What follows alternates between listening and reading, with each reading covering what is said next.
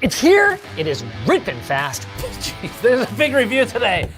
Oh boy, I'm really excited. This one's going to be interesting. It makes the PS5 Pro look like a toy. Is it possible for a $2,000 graphics card to actually be worth it? Welcome back to Review, where we watch all the reviews so you don't have to.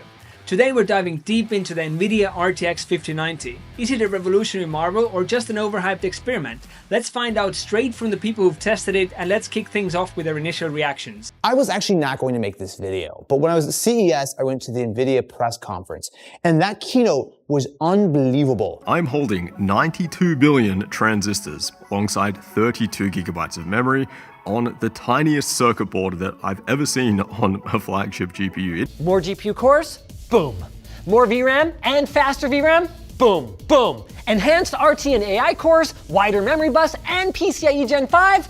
Boom, boom, boom. There's a lot we have to talk about, and not all of it has to do with gaming. A lot of it has to do with AI, but some of it actually has to do with AI and gaming and frame generation. As generational leaps go, this is as good as it's going to get with the new Blackwell architecture. 5080 down, expect lower gen-on-gen gains. Moving on to the design and build. What are the reviewers saying about the 5090 physical form factor? The 5090 is a simply astonishing example of industrial design, bearing in mind the gigantic processor with its immense hardware requirements. The same level of high-quality design and execution as 40 series, but smaller. The RTX 5090 Founders Edition moves to a 2-slot design and uses that dual flow-through configuration. So they've sandwiched the PCB centrally, and they've offset the PCIe slots. That foot is offset to the side of the PCB, and it's down as a result. That also means that Nvidia needs a separate PCB for the I/O at the back, which feeds the monitors connected via a flex cable to the main PCB with the GPU. Looking at the 5090, it is clear that this is an expensive piece of hardware. Unlike traditional graphics cards, which are, I'll say, a little bit more straightforward in their design, this actually has flow-through on both front and back. So if you look on the inside, it actually has all of the actual GPU bits on the middle. So the power delivery, the actual GPU itself, the memory, and it actually has a little daughter board for not only the PCI slots, but also the rear I/O. The FE model does a lot of small things to improve performance, like exhausting the air out of the top of the card. You can see that here in our Schlieren imaging, that with, again, that dual flow through. A lot of the benefit from this 2-slot design comes from pushing the air through surrounding the PCB. It's a compact 2-slot design with innovative airflow. Nvidia has put a lot of thought into thermal management. Diving into the core specs and performance. What are the numbers telling us, and what new features stand out? RTX 5090. It's an even bigger processor on the same base technology, a gigantic 744 square millimeters, consuming even more power than the 4090.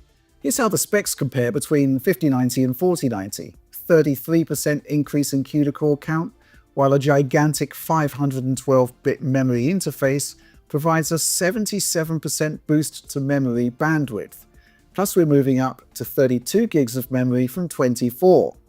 Maximum power consumption increases from 450 watts on the 4090 to 575 watts on 5090, a 28% increase, while boost clocks actually drop.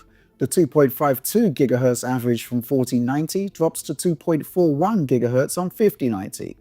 The basic concept hasn't really changed. The GPU renders a lower resolution image and then uses specialized tensor cores to upscale it to your target resolution. What is new with dlss 4 is how it handles this upscaling. The RTX 50 series uses what Nvidia calls a transformer-based AI model, which is theoretically similar to what powers AI tools such as ChatGPT. This is significantly smarter in understanding the entire frame as opposed to small parts of it. In theory, this means better temporal stability, aka less flickering and artifacts when things are moving, and particularly big improvements when it comes to ray-traced content. I'm not really sure what gamers are going to do. I'm not sure how they're going to take it, but this is a card that can do so much more than gaming. It seems like that it's the best of all worlds. Biggest feature about this card, AI capabilities. It's got so much AI power, it's ridiculous. For those people who know how they can utilize this for local LLMs, or if they want to do some generative AI, it's mental. Let me put it in perspective. In FP4, this 5090 can produce over 3,300 TOPS. So for reference, the RTX 4090 is 1,300.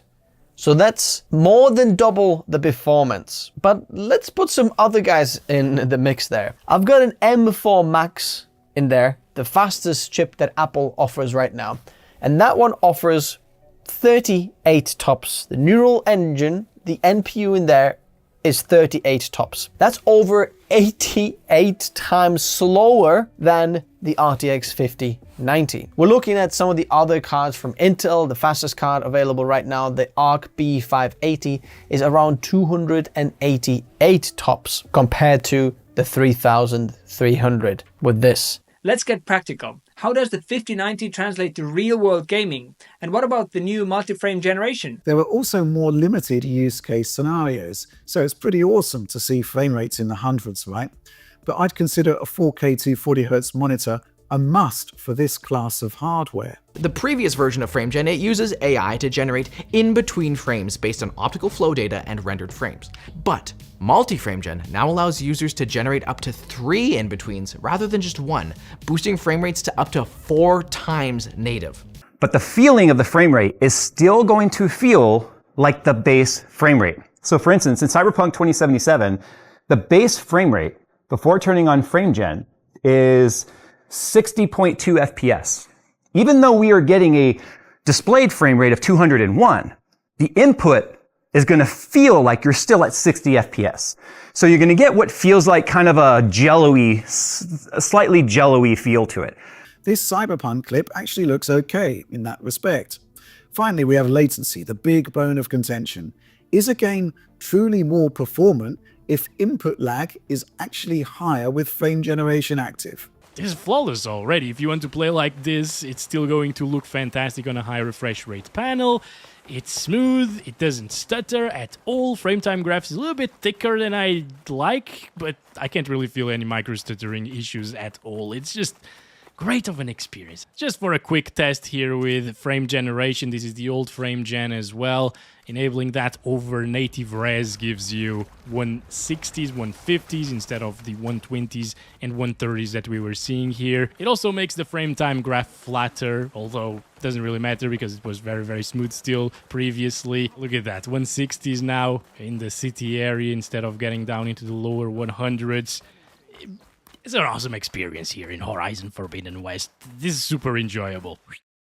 This is not really working particularly well in a lot of the applications, and a lot of the Adobe applications especially don't have full support for the 50 series GPUs, which means that what you're seeing there is a little bit screwed and a little bit broken. What I mean by that is you're not going to get the full benefits of the GPU, so the AI capabilities are most likely not going to be shown. So I'm actually very excited to learn and utilize more AI or generative AI softwares, and the more they're going to come out, the more this supports. Multi-frame generation delivers impressive smoothness, particularly in demanding titles. However, increased latency might be noticeable, especially in competitive games. So, how does the 5090 stack up against the competition, and even its predecessor, the 4090? The RX 7900 XTX is AMD's closest competitor. Pricing is around $870 or so to $900. The company also bowed out of the high-end race. The only real competition for the RTX 5090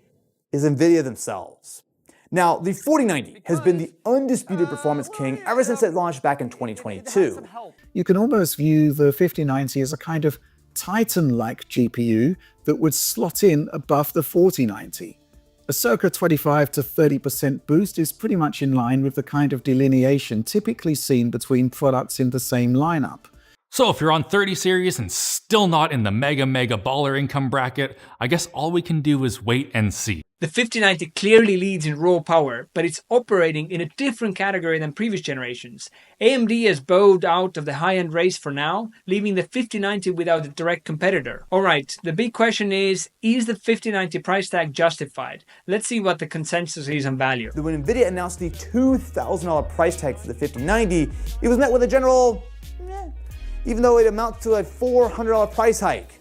Nvidia also has the 5070 Ti and the 5070, launching in presumably February for $750 and $550. If you're not doing AI, and if you're not doing video editing, then probably for 3D, the best bang for buck, 4090 is going to be amazing. If you are doing AI, video editing, or you're interested in generative AI, then the 5090 is in a whole nother league. The trend is clear. The more you want, the more you'll need to pay. And with RTX 5090, there's a broad equivalency between how much you pay and how many extra frames you get versus the 4090.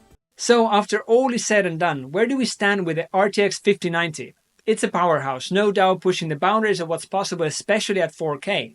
The new AI enhancements, particularly the multi-frame generation, are genuinely impressive, even with limitations. But let's be honest, this isn't a gaming card anymore. It's evolved into something more, targeting a broader audience of content creators, AI researchers, and professionals who demand ultimate performance no matter the cost.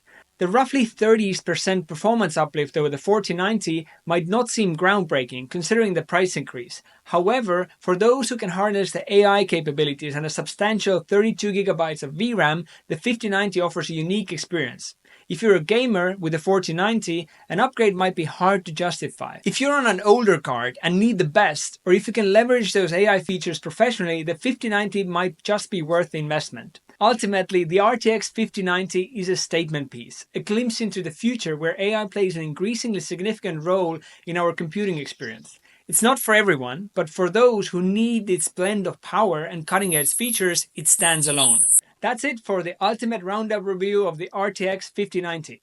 Check out the links for full review videos below and subscribe for more re-reviews, where we watch all the reviews so you don't have to.